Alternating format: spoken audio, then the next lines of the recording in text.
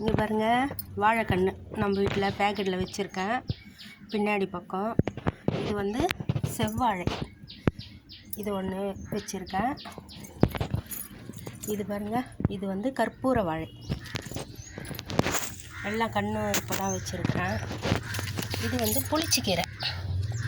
இது பாருங்கள், இது வந்து இது என்ன தெரியுமா, காய் சமையலுக்கு பயன்படுத்துகிறோம், பஜ்ஜிக்கு சமையலுக்கு அந்த காய். இதுதான் வச்சேன் நான். ஆனால் இது தளர்ந்து வரல. இது பக்கத்துலேயே ஒரு கன்று வந்துடுச்சு. வந்து இது 4 இலை கூட வந்துச்சு. ஆனால் இது வச்சபடி அப்படியே இருக்குது.